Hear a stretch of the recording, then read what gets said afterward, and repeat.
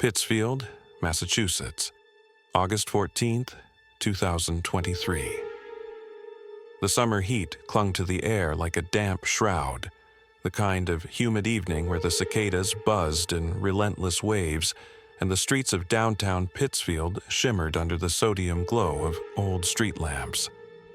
It was just after 8 p.m., and I'd wrapped up my shift at the local history museum, cataloging faded photos and yellowed newspaper clippings about the Berkshire's industrial past. The museum was in a creaky Victorian building on North Street. Steps from the old rail yard, now just a grassy lot with rusted tracks poking through weeds like forgotten bones.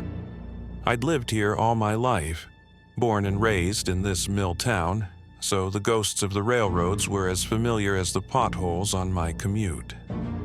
Tonight, though, I was beat. My beat-up Ford pickup rumbled out of the parking lot. Radio tuned to a classic rock station crackling with static from the gathering clouds. Home was a small rental on the east side, near where the tracks used to snake toward Cheshire. Ordinary night, I thought. Grab a burger from the drive-thru, crash on the couch with a beer. But as I turned onto the road paralleling the old line, a distant rumble cut through the music, like thunder rolling in from the hills. I glanced at the sky, clear, weird.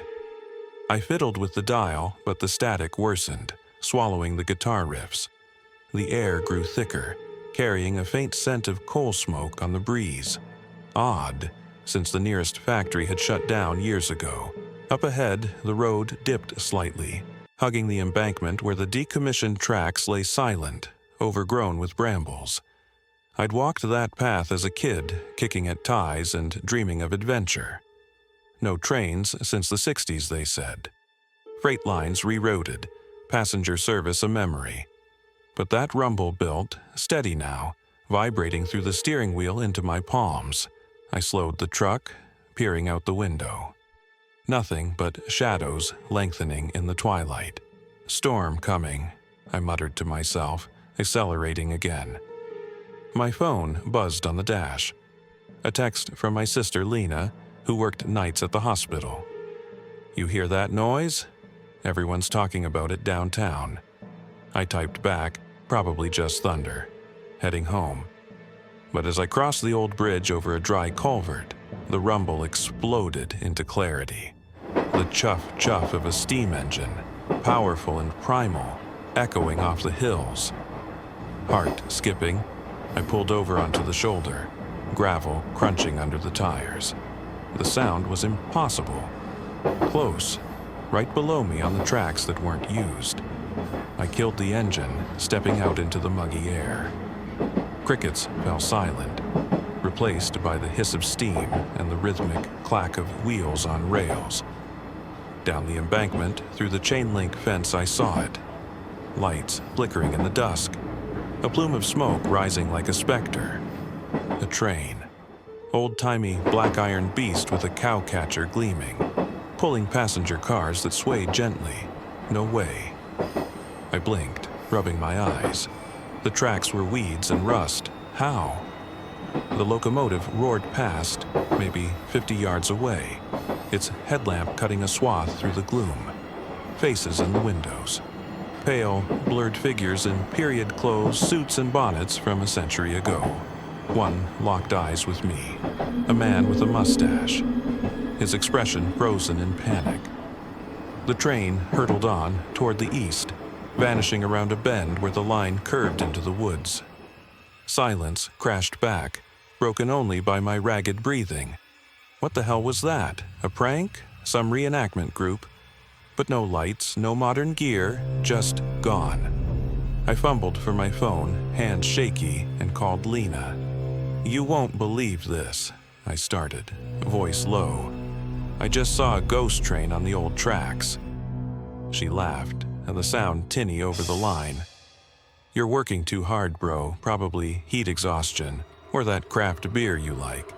But her tone shifted when I described the details, the smoke, the faces. "Wait, August? Like the anniversary? Anniversary of what?" She hesitated. The 1893 wreck. Chester, east of here. Bridge collapse, 15 dead. Folks say it replays every year around now. I rolled my eyes, even as a chill prickled my skin. Local legends. I'd heard whispers growing up, phantom locomotives tied to old disasters, but dismissed them as tall tales for tourists. "I'm serious," I pressed. "It was right there." Lena sighed. "Be careful. Some kids got hurt chasing one back in 2010. Just get home." I hung up, staring at the empty tracks. The air still smelled of coal. Shaking it off, I climbed back in the truck and drove the last mile home, the rumble echoing in my head like a bad dream.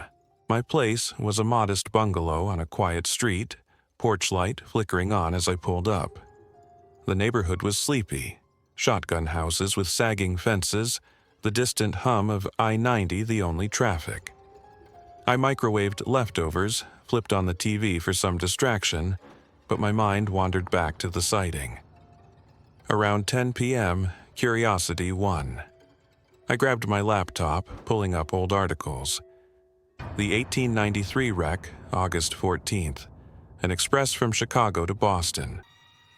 Bridge over the Westfield River near Chester gave way in a storm. 15 killed, cars plunging into the torrent. Bodies mangled, screams lost to the rapids. Eyewitness sketches showed a similar locomotive. Baldwin 440, brass bell, wooden cars. Anniversary today. Coincidence? Deeper dive. Reports from 1958 at John Quirk's Bridge Diner right by the tracks in Pittsfield. Patrons saw the same train barrel passed, twice, once in February, once in March. No active rails, steam engines obsolete. Described the firebox glow, the whistle's mournful wail. Linked to the wreck, they said, the dead reliving their doom. I closed the laptop, unease settling in my gut. Outside, the wind picked up, rattling the windows. Just fatigue, I told myself. Bedtime. But sleep wouldn't come. Around midnight, I jolted awake to that rumble again, fainter but unmistakable, seeping through the walls like a memory. The house creaked, floorboards groaning as if the ground shifted. I sat up, sheets damp with sweat, listening. Chuff-chuff growing louder, closer. My bedroom window faced the tracks, a block away. Heart pounding, I crept to the glass, parting the curtains. Moonlight silvered the yard, but down the line. Lights. The train, returning. It slowed this time, almost deliberate. Headlamp sweeping the darkness. Smoke billowed, acrid even from here. The cars rattled past, slower now, windows aglow with lantern light. Figures inside moving frantically. A woman pressed her face to the pane, hands clawing the glass, mouth open in a silent scream. Children huddled in the aisles, wide-eyed. The engineer in the cab, a burly man with goggles, turned his head straight toward me, his eyes, hollow and accusing, bored into mine. "Why?" His lips seemed to form. The whistle shrieked, piercing my skull, and the train lurched as if hitting something unseen. Terror rooted me. This wasn't a vision. I felt the vibration in my chest, heard the screams now, faint, bubbling like drowning voices.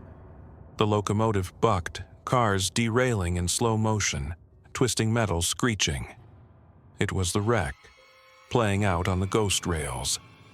Bodies tumbled from the cars, spectral forms splashing into an invisible river, arms flailing. One landed near the fence, a young girl in a sodden dress crawling toward my house. Her eyes met mine, pleading, then fading to nothingness as the apparition dissolved. The train righted itself, chugging on, but the screams lingered, echoing in the night. I staggered back, collapsing against the wall, breath coming in gasps. What did they want? Why me? The rumble faded, leaving only the tick of the clock in my hammering pulse. I grabbed my keys, fleeing to the living room, Lights on full blast.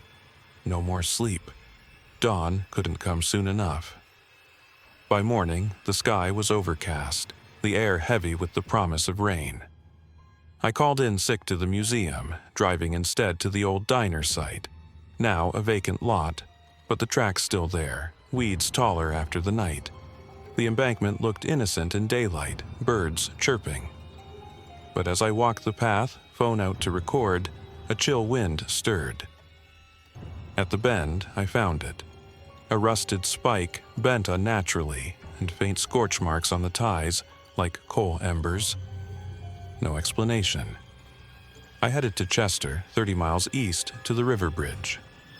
Historical marker there. 1893 disaster, 15 lives lost.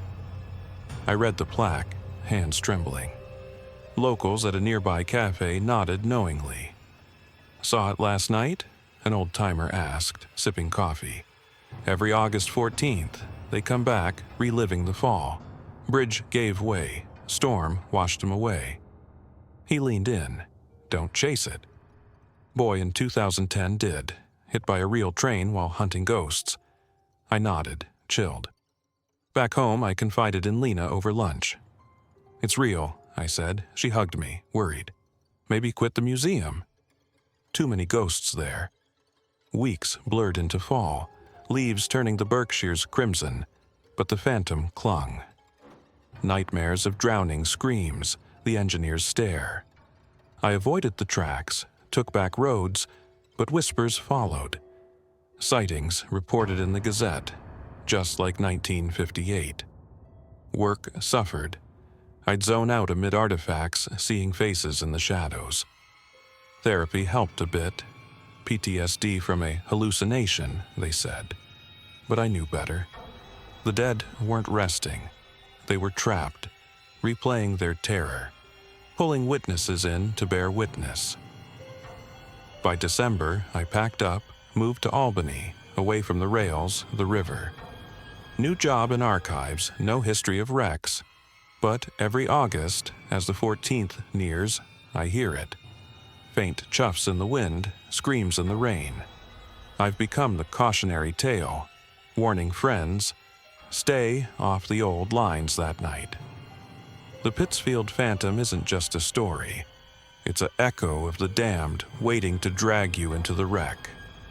And now, sitting in my sterile apartment, calendar glaring August 14th, 2025, the rumble starts again. Distant, insistent. The tracks are miles away, but it's coming. If you're in Pittsfield, turn back.